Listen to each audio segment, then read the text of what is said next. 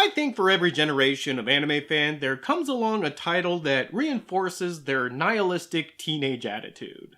Today, this honor would be bestowed upon Devilman Crybaby, a show that just assaults the viewer over its 10-episode run and confirms what many have felt at their teenage angstiest. People equal shit. For me, I had two anime that coddled my all-too-common outlook. One of them being Elfen Lied, which I've previously talked about here on the show. My big brother said he saw a girl like that the other day at school. And the other being Gantz, a 2004 anime that pretty much guarantees that everything is not gonna be okay. A violent, sexual, brutal romp from start to finish, Gantz is a show that prides itself as being unflinching in its portrayal of the ugliest aspects of the human condition, as well as its ill refusal to even entertain the notion of a happy ending.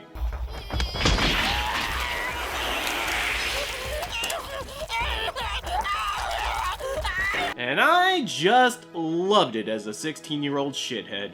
At the time, it was unlike anything I had seen before, and in the absence of equally morbid content, what went against the grain of what I was used to, I instantly gravitated towards, because, once again, I'm an adult! And apparently that meant only watching things that had boobs, blood, and bullets in it. And although Gantz didn't really have a lot of bullets in it per se, it sure did have a lot of the other two. Wow, I bet those guys who go to those cosplay sites would cream their jeans over this. Never let it go unsaid that the anime industry knows how to sell itself to the male teenage audience. It drove what was picked up and licensed, and it even drove how dub scripts were written. Don't look so surprised, I'm your fucking backup. And it also colored the reputation of anime here in the States for years. Only recently has there been a downswing in such out-and-out violent misanthropy in the anime sphere, which might go on to explain why Crybaby had such a huge impact. There hasn't been a show as consistently violent, sexual, and nihilistic as Crybaby in a long time. It fulfilled a niche that has gone on life support for some years now. And even then, it did it while attempting to redeem humanity in some way. Even though for the purposes of the overall story, it really didn't matter that they did. Gantz, on the other hand, doesn't even seriously consider humanity redeemable or not, and any attempts at saying so is met with punishment. Here you go, Pops. Don't struggle. If the pin comes out, it'll blow your head off. You look so much better. Yeah, it's gonna be one of those kinds of reviews. So, to try and lighten the mood as much as I can, whenever the show goes into fuck everything territory, I'm going to counter with a cute animal fact. Starting with, baby puffins are called pufflings! Isn't that adorable?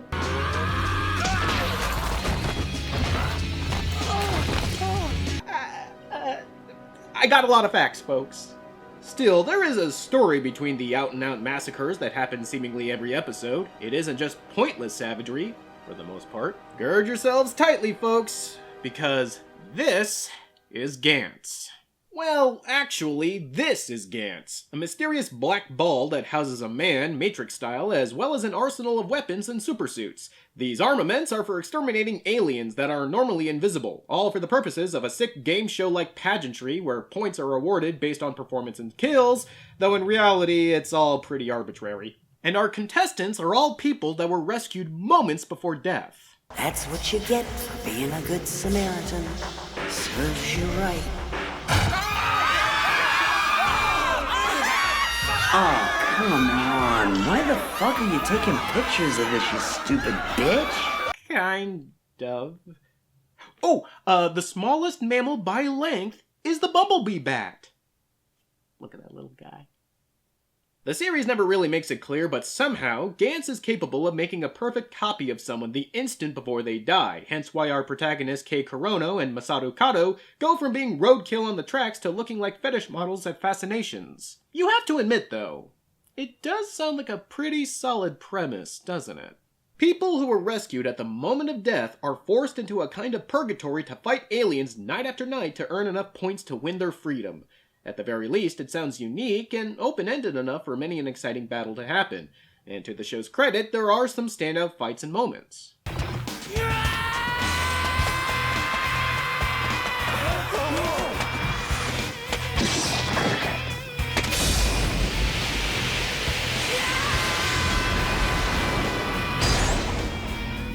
But As we all know, premise alone can't carry a show, and the problems start mounting almost immediately after the initial setup. Your typical Gantz story arc follows a pretty simple mindset.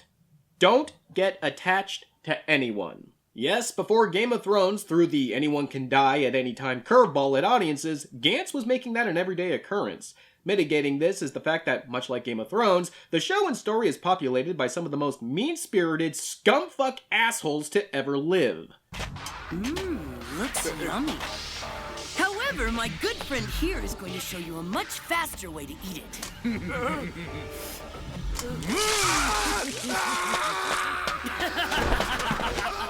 Even our main protagonist, Kurono, is not immune to such characterization. He's a selfish, whiny, dickhead teenager whose entire thought process seems to either be, why does this have to happen to me, guys?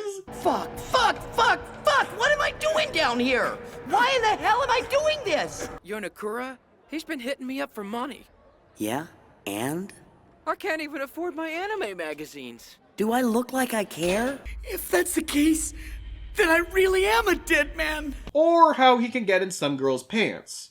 Tonight's the night I'm gonna score? But with a hot piece like her? No fucking way! This is too much! Actually, if there is some levity to be found in the character, it's that he might very well be the biggest horn dog in anime history, second only to Boner from Junk Boy. Third biggest horn dog in anime history.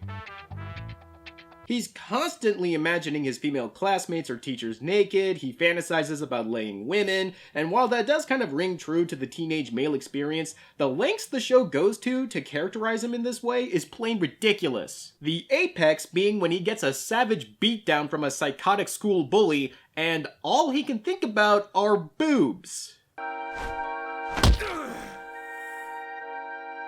Come to think of it, last night she was wearing my clothes. That means at the time she was... Kurono?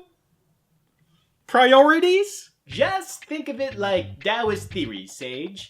With titties! How do you think I got my appendix out without any anesthesia? How are you even human?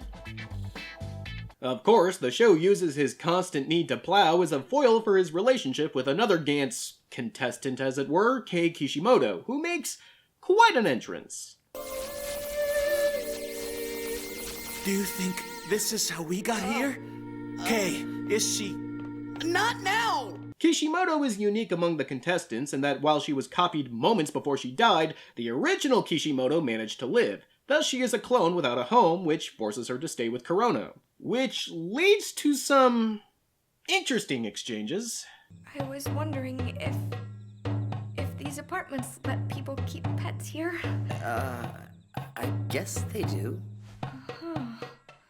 So, would you consider keeping one? Not quite sure what the thinking was behind such a statement, or how Kishimoto was completely ignorant of the connotations thereof. I'm your pet, Kurono. Your pet. And owners don't have sex with their pets.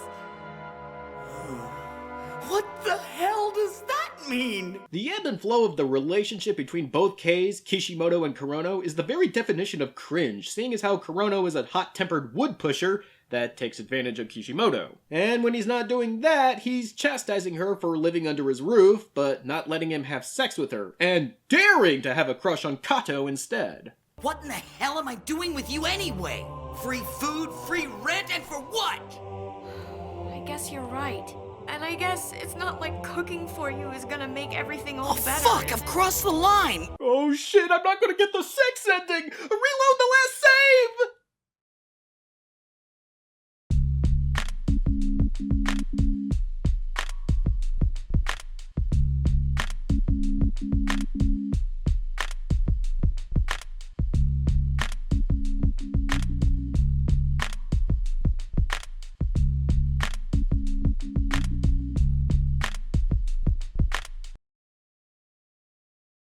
And because of all this, she winds up homeless and without any family or money. But not before she says this. But there's something I want you to understand. And that's that I really like you. I really do think that you're a great guy.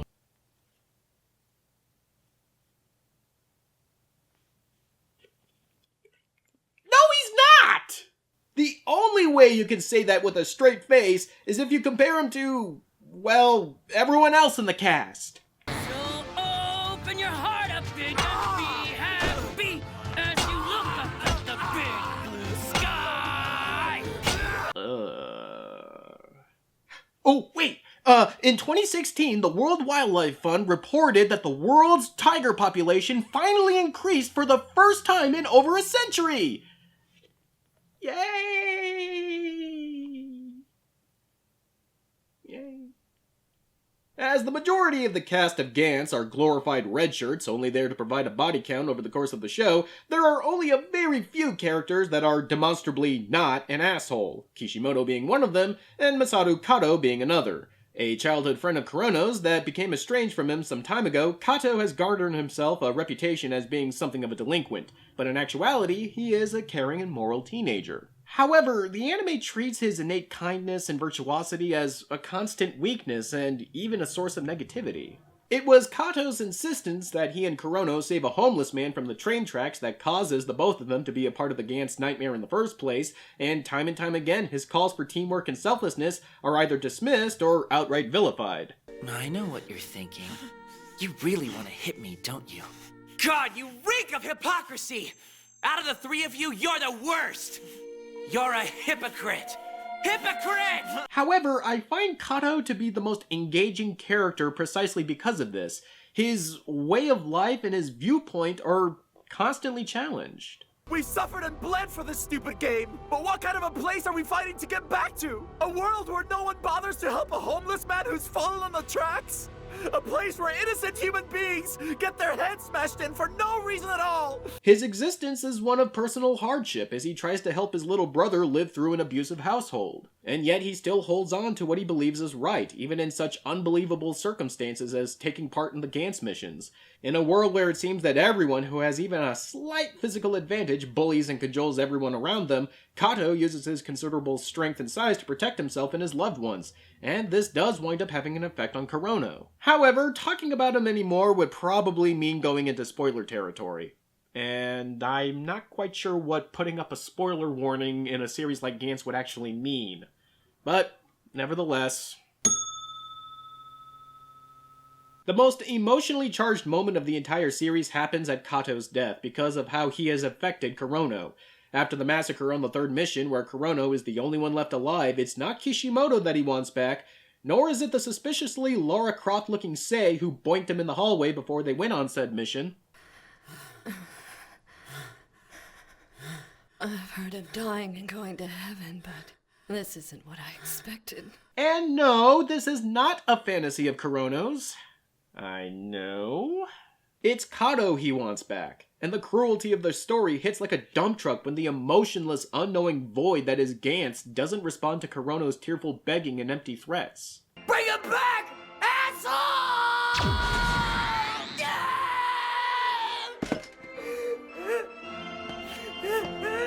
But it wasn't Kurono, Kishimoto, or even Kato that drew me in when I first watched Gantz. It was Nishi. You see, when I jumped, I realized that it's all the same in the end. This is the way it's gotta be. You know I'm right, don't you? In the end, even death is no big deal, and I'm perfectly fine with that. I have a feeling that for those of us who first watched Gantz as a teenager, Nishi was basically our self-insert character. Kurono was too whiny, Kishimoto was too spineless, and Kato was, well, too goody-goody for us. No, Nishi was our analog, a pessimistic social Darwinist who took constant pleasure in verbally cutting down everyone around him for being vain, vapid, or for any other trite teenage pandering reason, when he's not blowing open dudes' skulls for stepping to him. Listen, assholes! That's what happens when you point a gun at me! Got it? And what's more, I'll snuff you without a moment's hesitation! Any of you! But honestly, who could blame us? What teenager didn't think he had everything figured out by the time he was 14? How could we not see a kid like us who obviously knows more about Gantz and everything that goes on in their hunting games than anyone else, and not at least want to be a little like him? By virtue of the show framing his reasoning and tirades against everyone as in the right, the show validates us wanting to see ourselves in Nishi. When you read a newspaper, where do you start? The TV listings, of course. Are you kidding me? You really are an idiot. Still, I guess you're better off than the biker trash. Those morons probably can't even read the paper. In other words, he was the original anime edgelord. I think today we would look at Nishi's persona as, well, embarrassing. But when you compare the show to the original manga, you start to realize that writer and artist Hiroya Oku is probably the biggest misanthrope in manga, and it's no wonder why he wrote Nishi as the smartest man in the room. For our longtime viewers, Oku's name might sound familiar. I'm a black belt in karate. Do you want to try? Yup, it's the same manga artist. Could you tell? If there's one thing saving Oku from being a total nihilist is that he loves the female form. Not necessarily women, just how they look. And the lengths that Oku goes to not only draw his female characters with the most exaggerated, overly sexualized features possible, but also to pair them up with way out of their league doofuses, is hysterical. The crowning moment, as it were, is when, say, her. So if there's something bothering you, I'd like to help if I can. What I need is to get laid. Huh? Yeah, apparently she really likes otakus. So are you really an otaku? Huh? An anime fan, you know. Not really. Well, you're not gay, so why are you dressed like that? And just so you know, I don't have any problems with otaku. And afterwards, she gains the courage to fight the aliens hand to hand so that maybe Kurono can love her like she loves him. Please, Kay. I've been taking a lot of kickboxing classes lately. I've even had some matches. That's fucking nuts! Don't! Maybe if I kill that thing, you might end up falling for me after all. He being the guy she stooped in a hallway after she walked in on him crying his eyes out. Did Kurono have a magic lamp?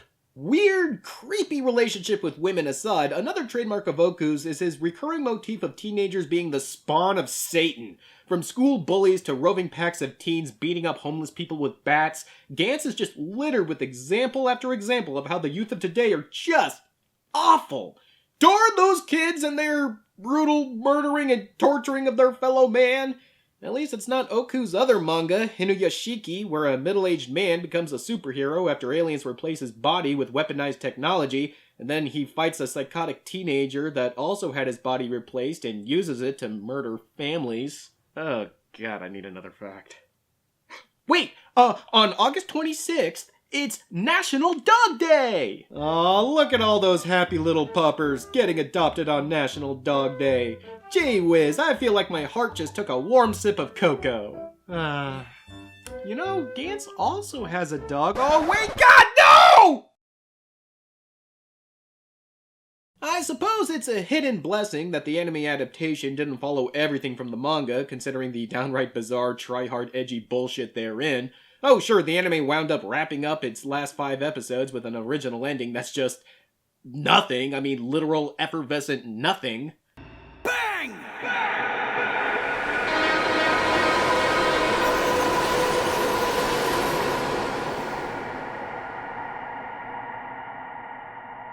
I don't care about spoiling Gantz's ending. It's bad, and it should feel bad. But at least this way it avoids the tail-chasing literal Deus Ex Machina horseshit that is the god aliens, unknowable beings that pretty much spell out to the surviving Gantz contestants that humanity means nothing to the grand cosmos, all the while their faces and bodies melt into different global celebrities. Einstein, Stephen Hawking, the Dalai Lama, Mother Teresa, Lincoln, Beethoven, John Lennon, Frank the dog from Men in Black? Oh, and Morgan Freeman! Well, duh, right? And then they go on to explain that they gave the world Gantz not because they felt some kind of obligation to help humanity, they just simply wanted to. Glad we were entertaining, I guess. God damn, this is some lazy bullshit, but this particular scene, I feel, encompasses why the director of the anime, Ichiro Itano, probably felt an attraction to the manga and wanted to work on the adaptation. Itano is probably most famous for his work on Macross. You know how the series loves to show off scenes where missiles are flying everywhere in crazy patterns and such? Well, Itano was an animator and an action choreographer on many a Macross series, so yeah, that's all him. He's mostly a key animator, and has worked on many a project we've screened previously, like The Wings of Honey Eyes, Plastic Little, Spriggan, but he has directed a few times as well, like Violence Jack. Ayumu, your neck. What happened? Don't worry about it. It happened again, didn't it? I swear it's not a big deal. Believe me, we really shouldn't be saying bad things about our aunt. Is it any wonder that these are directed by the same person? So, Itano had his hand in many a gory, misanthropic pie before, but it's not Violence Jack that is the most telling of his previous projects. That would be Angel Cop. You know, the original OVA that he directed and co-wrote with Sho Aikawa. The same anime where Jews took over America and are the bad guys for the entire anime. Oh yeah. Now, Gantz the manga has had its share of, shall we say, nationalistic tendencies, what with the god aliens dubbing the invading alien force that Kurono and Kato have been fighting all this time immigrants. I mean, they literally say it, no mincing about it at all. Not like the mincing the sand dune cat does before it pounces on its prey! Oh, cute away the hot button pain. While Gantz was never as overtly anti-Semitic as Angel Cop, you know, outside of Hitler face here, which is hard to get outside of, I'll admit, but the manga doesn't even pretend to hide its hand when it literally calls the bad guys immigrants. Likewise, you can tell Itano's not necessarily the most progressive guy in the world when he writes lines like this. You've underestimated the power of Japanese technology, you evil bitch! Pardoning Manga UK's punch-up script, of course. At the very least, though, without the god aliens and the anime proper, that ugliness is kept out. But not entirely. You see, Kato attracts the attention of all the psychotic teenagers this world seems to be infested with, so they decide to let him know what's up. There's a bunch of 11th and 12th graders that are planning on jumping you after school today. And one of the 12th graders is a heavyweight boxer who just so happens to be queer. He says he's gonna fuck you. I thought you should know. Kato! Hey, are you alright? Of course. Well, at least he was kind enough to let him know. Also, the fuck you say? Oh, dearie me, the layers of homophobia on display is just too much. How can it get any worse? And his ass is mine. Count on it. And he's black, racist, and homophobic. It scored a double whammy on the horrible meter. And what's the purpose of such a character? The anime needed a morally sound reason for Kato to wail on someone out of frustration for his powerlessness to protect his little brother and the horrors he's witnessed as a Gantz contestant. But you know, it's possible to do that without having race or sexual orientation entered in the equation, like, at all. This guy could have just been a hulking brute who wanted to kill Kato after school, and it still would have had the exact same effect, just without the whole preying upon people's misguided and idiotic fears. And that's the feeling I get when I think about my viewing of Gantz. It's just repugnant. Visually, ethically, and in any other dimension of the word, Gantz is an ugly work that has practically nothing to offer the viewer other than to reinforce their jaded outlook. Even if you were so inclined to look over the blatant prejudice and just wanted to see some gorehound porn, even then, the series isn't worth it. Why? Because the story is so goddamned slow. There are 26 episodes to the series, but I swear if you paced it out how a normal television series should, it would only be 12 episodes. Fights are prolonged by characters standing around and doing nothing but yell out why they can't fire their gun, or they're loudly proclaiming their argument about why they should or shouldn't be doing something. If I shoot him with this, won't he? Well, that's the idea. To kill him. Come on. After all that's happened, I bet you'd love to see him die, wouldn't you? Even as a teenager, I hated this part of the anime. I just wanted to see these numbskulls blow up some aliens and see some boobies. Instead, I get this. It doesn't matter if it's in Asia or Africa, if it's Chechnya or the Middle East. Armies are nothing more than people ordered to kill other people, right? And what about the Americans? What about Iraq? That war has killed thousands just to get a few terrorists. And you have the nerve to judge what I've done next to that? I think at this point, it's pretty much made clear that I really do not like Gantz. But is there anything redeemable about it? Well, consider one last spoiler warning. I don't necessarily think that either Oku or Itano intended for what I took away from it, but I really do like the scene where Nishi dies. Hurry. Gantz. I don't want to die. Outside of the fact that, just like every other scene in this anime, it takes way too goddamn long. And no, I don't like it because he's a little shit and he finally got his. This isn't a Joffrey situation. It means more than that. It's really the only time that a death in Gantz meant something that correlates to the main theme and ideas of the show proper, however ugly they may be. I just needed 10 more to be free.